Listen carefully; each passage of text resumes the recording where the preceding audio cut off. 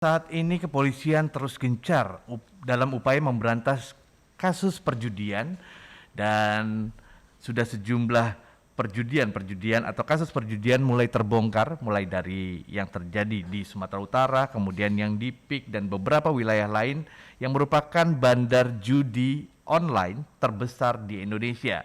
Namun apakah ini akan menghentikan praktek-praktek judi online di Indonesia?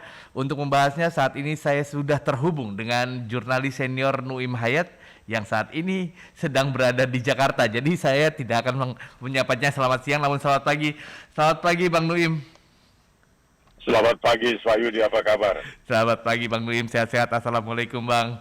Mudah-mudahan sehat selalu nih. Bagaimana suasana cuaca di Jakarta, Bang? Nggak terlalu dingin ya? Ya mendingan. Ya mendingan.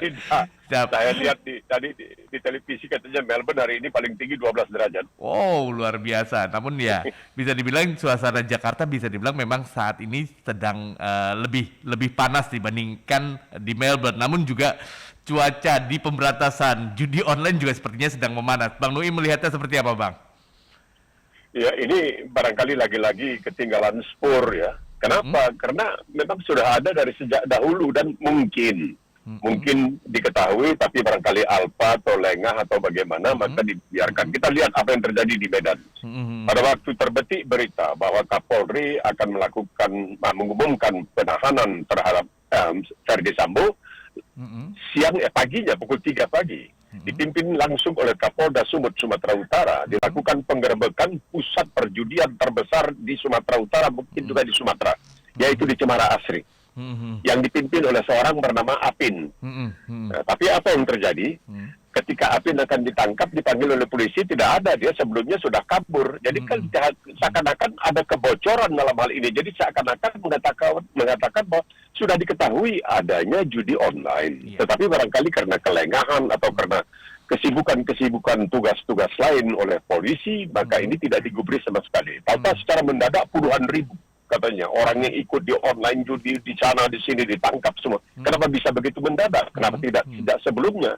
Jadi menimbulkan pertanyaan lagi. Oleh sebab itu barangkali perlulah lakukan pembenahan. Seperti sudah kita sebutkan, mungkin pembenahan ini harus dilakukan oleh pihak luar yang lebih kompeten, yang bisa objektif dan lain sebagainya, yang tidak terikat oleh esprit de corps, ya ini semangat kebersamaan, karena mencari kebenaran. Ini paling penting ini, karena kita sudah tahu, orang juga membaca. Kalau kita cerita, kita sudah tahu, cuman dibiarkan pada waktu itu atau memang tidak dianggap berbahaya, maka ya udah tidak dipedulikan. Tahu-tahu sekarang keluar perintah, langsung digerebek, langsung dirazia, langsung ditangkap dan lain sebagainya. Jadi ini seakan-akan hukum yang mengatakan judi itu tidak boleh, tidak berlaku, kecuali kalau ada arahan dari pimpinan Polri. Ya ini tidak bisa diterima, karena semua kita berada di bawah hukum, hukum berada di atas segala-galanya. Nah, Bang Nuim, bisa dibilang kan saat ini juga tengah dilakukan sidang kode etik terhadap terduga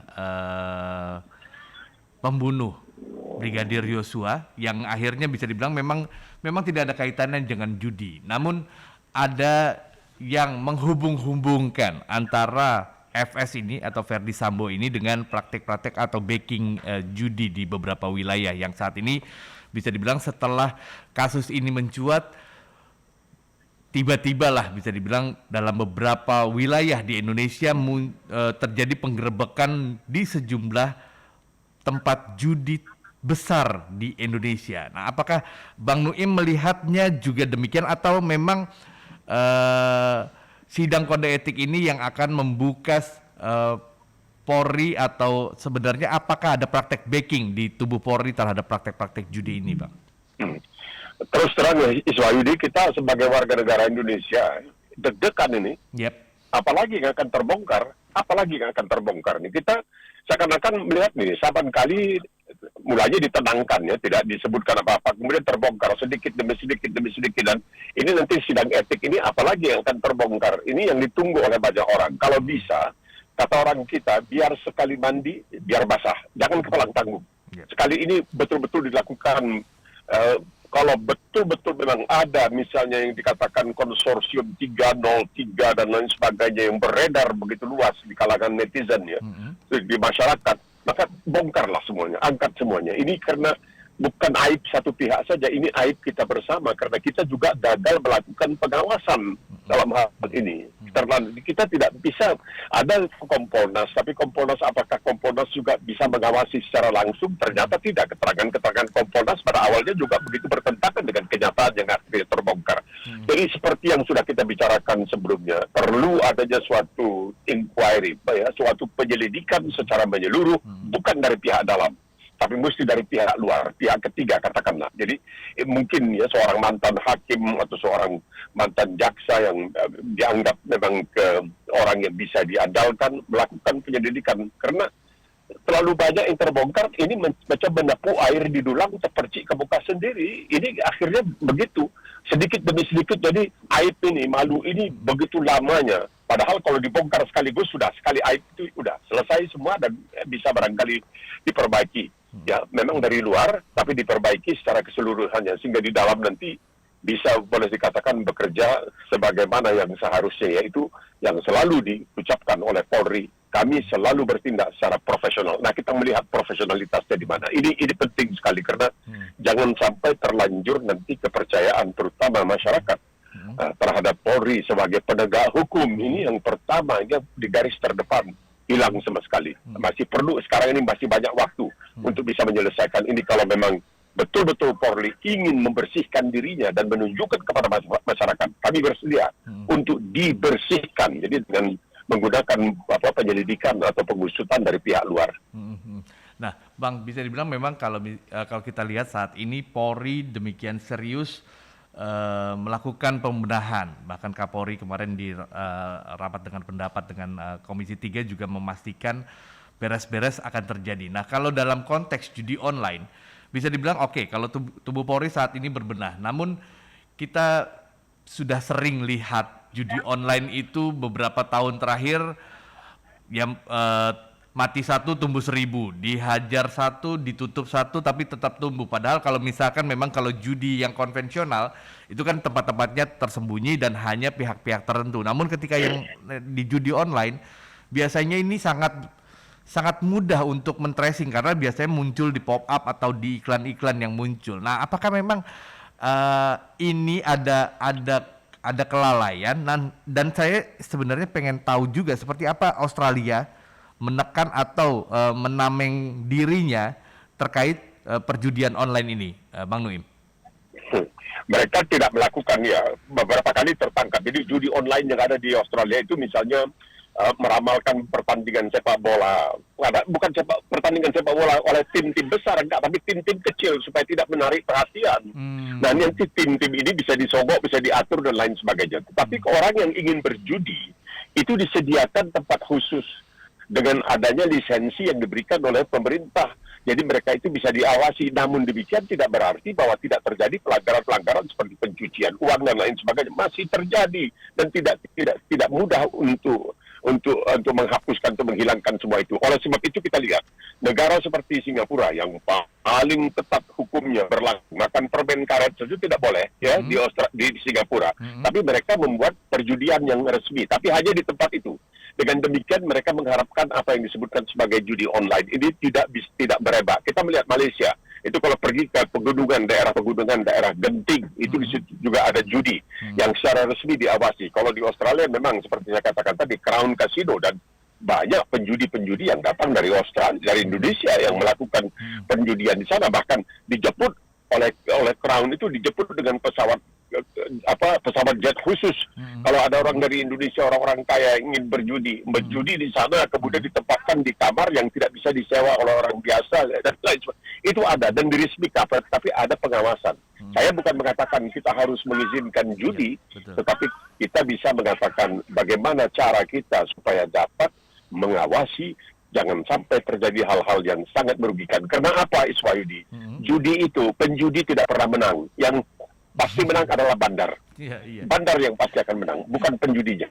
Jadi Ali Sadikin almarhum waktu itu kan, waktu dia menjadi gubernur, dia mencoba untuk bagaimana bisa menangani soal ini sehingga ya kata orang dapat pemasukan untuk pemerintah melalui judi yang dalam dilegalisasi, tapi juga tidak begitu berhasil karena judi ini mudaratnya jauh lebih besar daripada manfaatnya karena tidak ada penjudi yang menang. Yang menang itu adalah bandar. Itu yang dikatakan orang.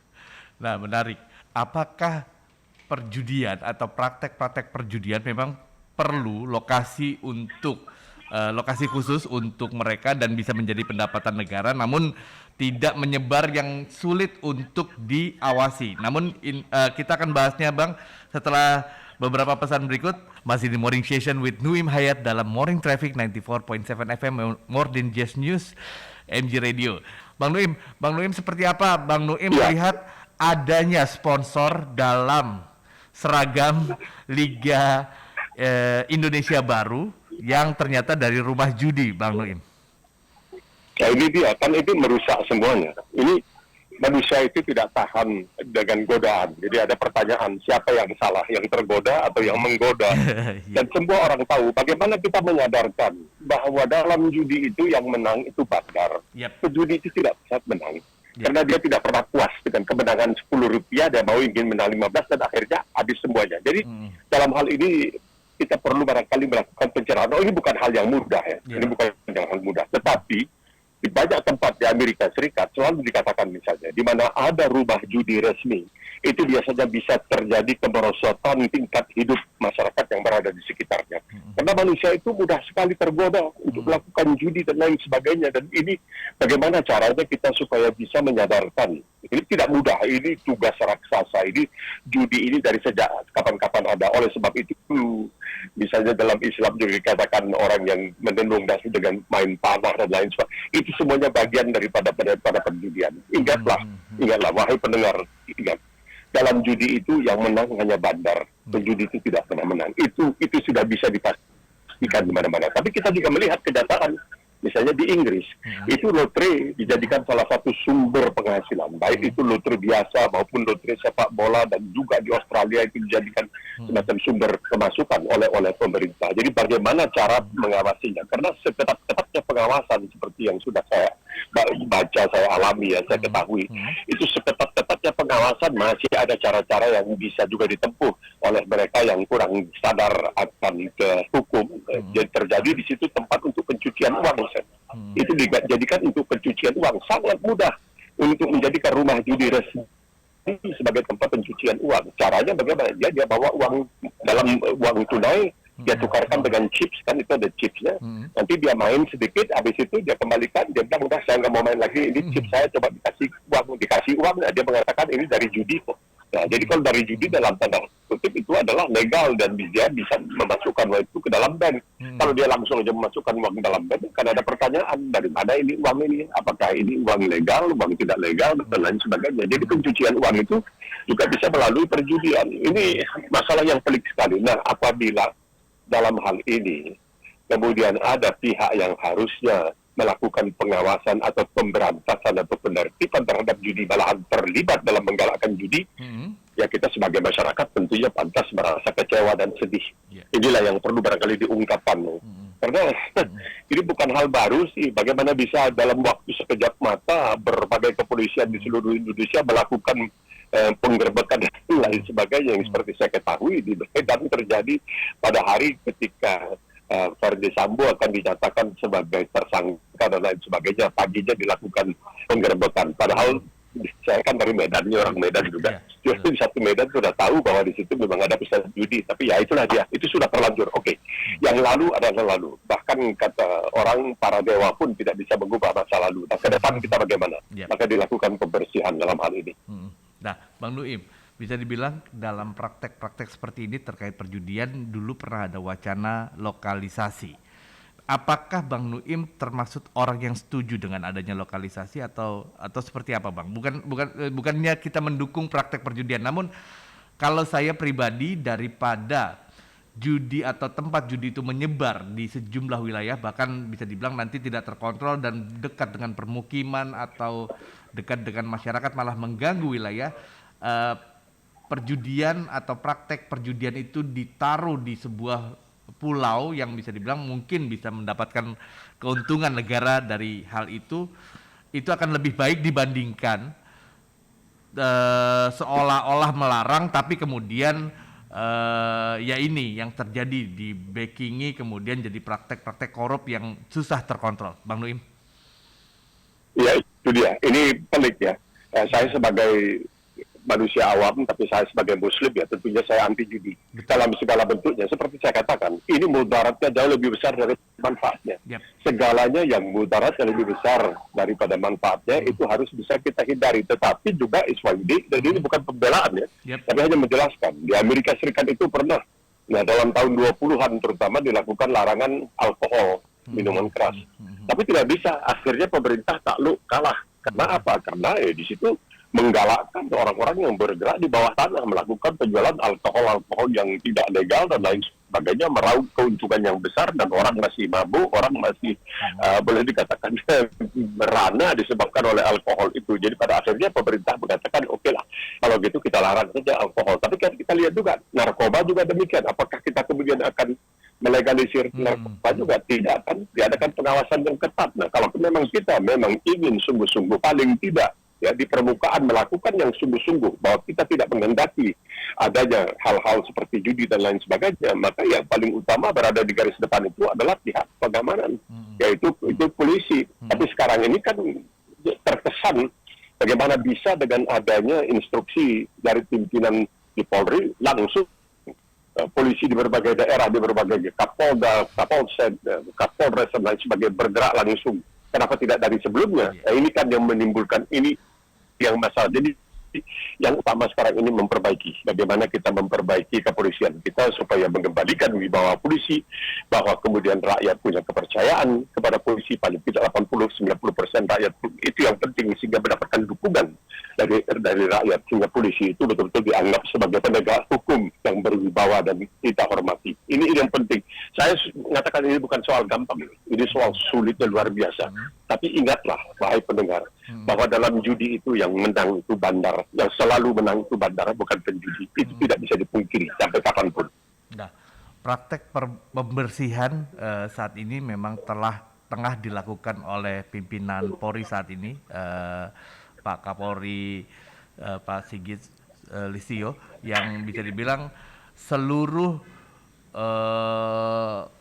komponen atau personil dari Polri sudah dan akan membongkar atau menghentikan praktek-praktek judi dan bisa dibilang narkoba serta yang lain, untuk menjawab turunnya persepsi publik terkait kualitas Polri setelah pasca FS. Namun kalau Bang Nuim bisa dibilang memang pada pekan lalu memberikan solusi bahwa bersih-bersih ini sebaiknya dilakukan juga atau melibatkan juga unsur dari eksternal. Seberapa ini mampu mempercepat perubahan di Polri, Bang Nuim?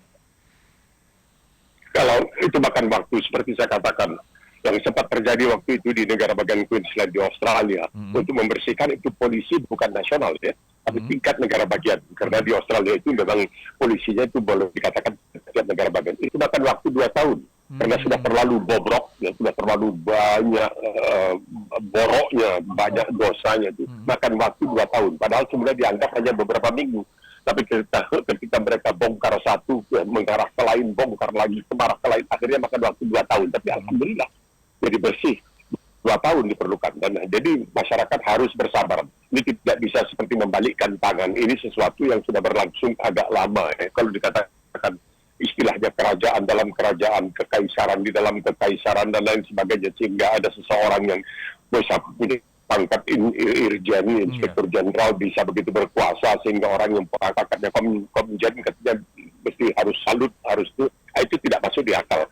Karena di dalam kepolisian itu yang namanya pangkat itu sangat menentukan juga, bukan hanya kekuasaan tapi juga wibawa. Nah, kalau ini sudah tidak ada, maka kita tidak kacau. Karena seseorang itu dinaikkan pangkatnya itu dikarenakan prestasi pekerjaannya, bukan asal tiap tahun naik pangkat saja. Itu tidak bisa kan. Jadi kita mesti melihat ini besar sekali. Oleh sebab itu, apakah kita bisa mendapatkan seseorang yang betul-betul punya keberanian, kemampuan dan keberanian untuk melakukan penelitian sedemikian rupa dan kemudian mengungkapkannya kepada pemerintah, dan pemerintah bertindak melakukan pembersihan. Sekarang cobalah, Wahyu dipikir. Ini dalam persoalan laporan forensik saja sudah begitu banyak. Hari ini misalnya koran-koran juga mengatakan bahwa itu laporan forensik itu kok katanya berbeda dengan apa yang dilaporkan sebelumnya. Ada di situ tanda-tanda atau bekas-bekas atau parut-parut orang yang katanya seseorang seperti brigadir polisi Yosua itu katanya ada bekas tusukan, bekas potongan, bekas ini kok sekarang dikatakan hanya ada bekas tembakan. Kemana? Apakah kemungkinan karena jasadnya pada waktu itu memang sudah terlanjur membusuk karena kurangnya formalin pada waktu itu, atau bagaimana? Sehingga kita jadinya simpang siur ini membuat makin banyak pertanyaan, makin banyak penelitian, makin menimbulkan banyak pertanyaan. Ini yang harus dihindari lah. Jangan sampai beredar di masyarakat ini detektif-detektif partikelir ya seperti kita ini, supaya betul-betul kita merasa puas, memang ini sudah diungkap setuntas-tuntasnya. Jangan sampai lagi ada keraguan dimanapun sedikit pun. Ini hari kita baca di koran-koran, wah ini bagaimana ini laporan forensik ini kok begini. Jadinya katanya cuma ada bekas tembakan, tidak ada bekas sayatan, tidak ada bekas pematahan, tidak ada bekas pencekikan dan sebagainya. Ini keadaan sekali ini sekaligus menyedihkan, tapi kita melihat hikmahnya. Nah, mungkin ini menjadi momentum, kata orang, katalisator. Ini menjadi pendorong untuk melakukan ya revolusi mental, revolusi akhlak, barangkali lebih penting daripada revolusi mental dalam hal ini. Bagaimana akhlak yang bertugas di dalam kepolisian itu bisa betul-betul ditingkatkan sehingga mereka itu benar-benar ingin menegakkan hukum apapun konsekuensinya. Ini kita melihat ya yang terjadi di banyak tempat itu apabila ada pelanggaran yang dilakukan oleh penegak hukum itu dianggap dosanya lebih besar. Karena apa? Karena penegak hukum itu sebagaimana namanya dia harus menegakkan, bukan melanggar hukum. Ini yang penting. Jadi jangan sampai dibiarkan berlarut-larut, maka timbul macam-macam desas-desus banyak yang partikelir dan detektif partikelir itu bikin pernyataan yang akhirnya nanti tambah memperburuk atau tambah memperkeruh suasana. Nah, menarik dengan Bang Nuim tadi informasikan, ini jadi momentum perbaikan. Namun kalau saya sih juga kembali teringat ketika era reformasi munculnya KPK, ketidakpercayaan kepada penegak hukum, kepolisian, kejaksaan, dan kehakiman itu menjadikan KPK itu muncul. Apakah ini bisa dibilang tadi Bang Nuim juga menyebut daripada hanya separuh-separuh mendingan basah sekalian namun kemudian bersih keseluruhan. Karena kenapa saya ngomong seperti ini Bang Nuim? Karena kepolisian dari sejumlah lembaga survei itu memperoleh posisi pertama yang menurut masyarakat baik. Namun kalau dari yang paling baik aja seperti ini sepertinya beres-beres atau momentum beres-beres itu sepertinya bisa juga atau terjadi di lembaga-lembaga lain. Namun sebelum Bang Nuim mengulasnya, kita dengarkan dulu sejumlah informasi berikut ini Bang Nuim. Masih di Morning Traffic with Nuim Hayat dalam Morning Traffic 94.7 FM MG Radio Network, More Than Just News. Nah, Bang Nuim, kembali soal beres-beres nih Bang, momentum. Apakah memang momentum perbaikan ini, karena yang seperti tadi saya bilang, dari sejumlah lembaga survei, lembaga kepolisian merupakan lembaga paling baik menurut masyarakat dibandingkan lembaga penegak hukum lainnya. Dan ini juga dipaparkan pada saat kemarin di rapat dengan pendapat di Komisi 3. Nah, apakah momentum untuk perbaikan ini memang juga harus dilakukan oleh lembaga penegak hukum lain, Bang Nuim? Iya, betul. Ini suatu kebersamaan ya. Jadi kita tidak hanya melihat satu sisi saja. Mungkin ada barangkali ketidakbenaran yang perlu diperbaiki di bagian-bagian lain dalam kehidupan kelembagaan kenegaraan kita di Indonesia ini. Tapi yang penting itu karena polisi itu langsung berhubungan dengan rakyat, dia di pinggir jalan, di pinggir kota, dimanapun semua. Sehingga polisi itu kan seperti yang menjadi semboyannya adalah pengayoman. Jadi harus ketika orang melihat polisi itu, alhamdulillah ini ada polisi, saya merasa terjamin, saya merasa aman. Itu yang perlu kita timbulkan perasaan seperti itu. Ketika melihat polisi kita alhamdulillah ini ada polisi, maka saya merasa saya diri aman karena ada polisi di sekitar saya. Inilah untuk mengembalikan ini. Jangan sampai malahan orang menakutkan adanya polisi, karena selama ini kan beredar banyak orang yang mengatakan bahwa ya sekarang ini percuma lah kalau kita rakyat biasa, kita susah. Tidak, kita mau buktikan itu tidak benar. Kebalikannya adalah bahwa yang lemah tapi tidak berdosa akan dijamin, akan didukung, akan dibantu oleh polisi terhadap yang kuat, tetapi tidak berakhlak dan sebagainya. Itu yang paling penting. Jadi barangkali dua-dua lah, revolusi mental, revolusi akhlak juga dilakukan, dan ini juga barangkali bisa dilakukan di berbagai instansi lain, di berbagai kelembagaan lain.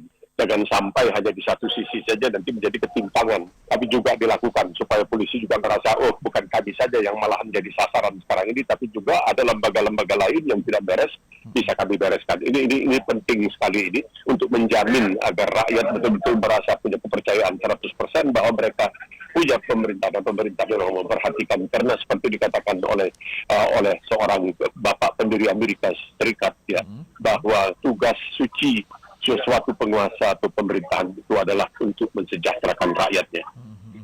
Karena bisa dibilang kenapa saya usulkan untuk perbaikan juga terjadi di lembaga lain, karena di tengah keterbukaan saat ini, di era keterbukaan saat ini, lembaga penegak hukum lain bisa dibilang saling mengawasi. Kejaksaan mengawasi kepolisian, kepolisian mengawasi kejaksaan, dan kemudian ujung dari semuanya ada kehakiman, ada lembaga kehakiman. Walaupun di setiap lembaga memang sudah ada pengawasnya masing-masing. Di kepolisian ada Kompolnas, di kejaksaan ada lembaga kejaksaan atau komisi kejaksaan. Namun apa yang terjadi dengan Verdi Sambo, sepertinya saya merasanya ini bukan sebuah pola atau perkumpulan yang baru saja terjadi, namun bisa dibilang sudah mengakar di beberapa, atau sudah cukup luas, makanya ini bisa dibilang sedemikian besar. Dan itu masih pendapat saya. Tapi kalau Bang Nuim sendiri, apakah memang kerajaan dari seorang Verdi Sambo ini, Bang Nuim merasanya bisa terbentuk pada saat dia sudah, atau memang ini hanya mewariskan dari kerajaan, dari raja sebelumnya, Bang Nuim? Mungkin itu yang perlu diteliti. Itulah kenapa ada Satgasus dan lain sebagainya. Itu yang perlu diketahui. Jadi kalau bisa itu dibongkar sampai ke akar-akarnya. Ada satu peristiwa ya di Melbourne di Australia menimpa kawan saya, seorang warga negara Indonesia. Dia lagi naik mobil. Dia ditahan oleh polisi karena melakukan pelanggaran. Ketika pindah lajur, dia tidak kasih signal. Maka dia berhenti. Polisi keluar dari mobilnya mendatangi dia. Dan kemudian dia diberikan tilang. Istilahnya kalau kita tilang ya, dikasih tiket kalau di sana tiket. Tapi dia melihat ini polisi yang datang tidak pakai topi. Kenapa topinya tinggal di mobil? Dia tulis surat kepada kepala polisinya, langsung ditarik kembali itu tilang. Tidak berlaku. Begitu, ini warga negara Indonesia. Soal kecil ya, remeh, soal lalu lintas. Tapi itu menunjukkan bahwa dimanapun dan dalam keadaan apapun, hukum itu harus ditegakkan. Itu yang terjadi.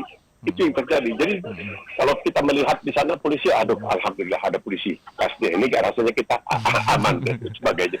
Itu yang penting. Jadi apa yang dikatakan kerajaan dalam kerajaan, kekaisaran dalam kekaisaran, dan konsorsium 303 ini siapa ini?